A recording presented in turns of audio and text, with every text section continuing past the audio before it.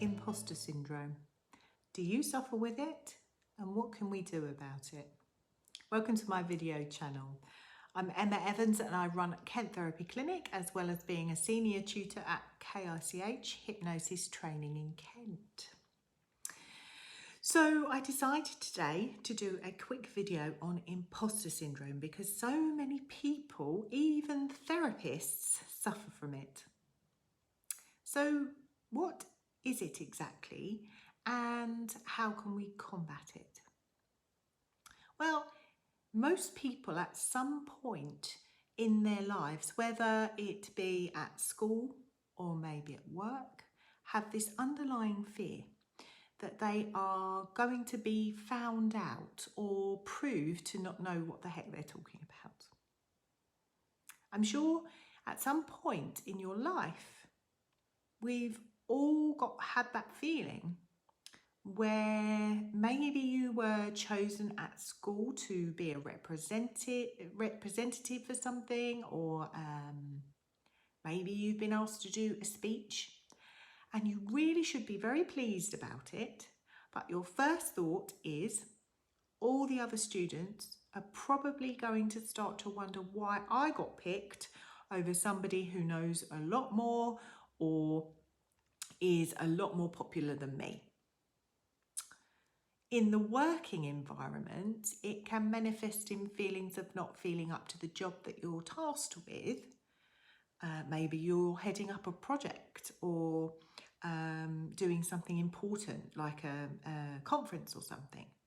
And it can be an underlying concern that you're about to be found out as this huge fraud.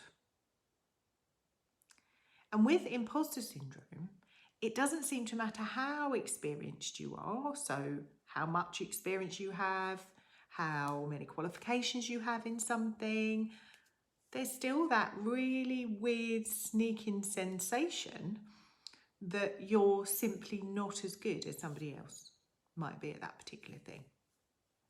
Or you actually just got this opportunity, whatever it happens to be, through sheer luck.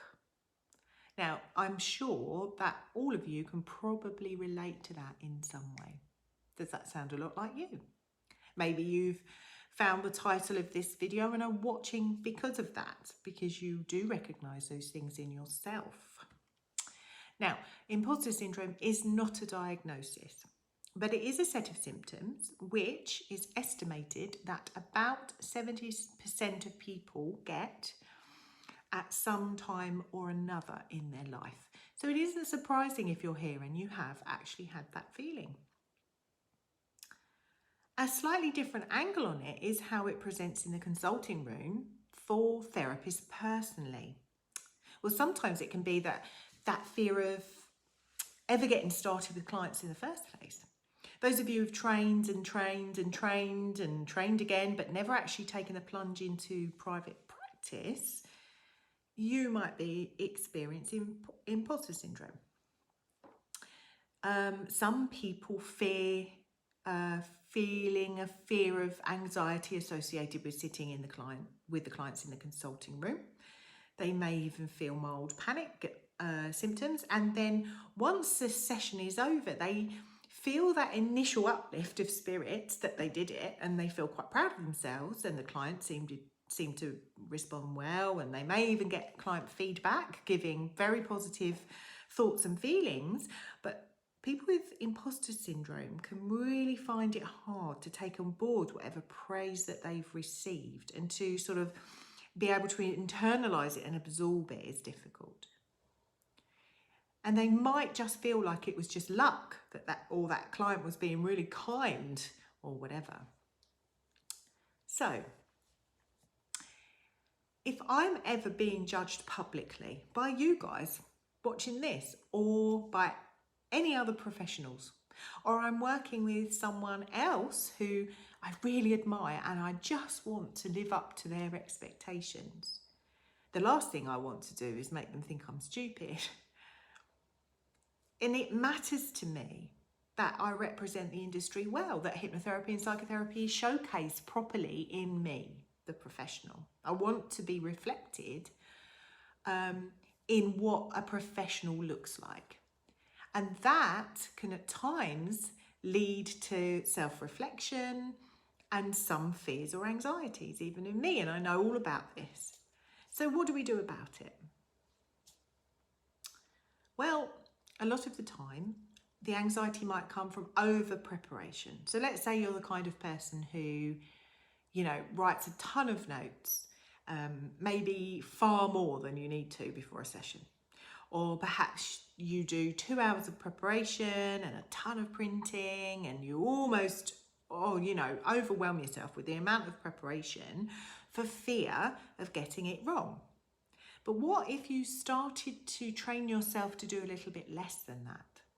Because actually just being you in that scenario is actually good enough. Of course, the opposite of over preparation is avoidance. And there are some people with imposter syndrome who just avoid doing anything that might, in their mind, expose them as a fraud. So for those people, I might suggest just doing a little bit of something per day to prepare for whatever it happens to be. So a little bit of preparation is better than too much preparation. And then a little bit of preparation every day isn't overwhelming, but it will make the person less likely to become the prophet of their own doom, so to speak, when they get in that meeting or with that client. The other thing you can do is to do whatever it is you've got to do. So do the presentation, talk to the client, but then mindfully log in your brain what went well and purposefully notice consciously if you begin to think negative thoughts about it, and then stop yourself from doing that. Think of kinder, more helpful things that you could say to yourself instead. Also, another thing that's really useful is asking for more feedback, because even seeking out the uncomfortable feeling can really begin to be useful.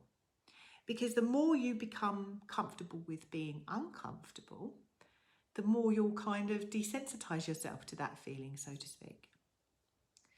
So ask people who are likely to be honest. How did I do? How did you feel that session went? Let's say it's a video that you've put out there or a presentation that you've done. Ask people, how do you think that went? But instead of rejecting any idea that you did well or thinking that they must just be being nice or kind to you, say thank you if they do give you something positive, or thank you even if they give you some constructive feedback. Feedback's never negative. And actually, the art of saying thank you is very misunderstood. Because when you say thank you to someone, rather than batting off a compliment, you are in fact feeding back the affirmation to yourself, and you're accepting internally that what they say is true. So just a few tips there to help you if you are prone to imposter syndrome. I'm certain that if you become more mindful of it, you can help yourself to overcome it. If you have any other ideas whatsoever at all, then pop them below and we'll have a discussion about it. And check out my other videos, and I'll look forward to seeing you next time. Take care.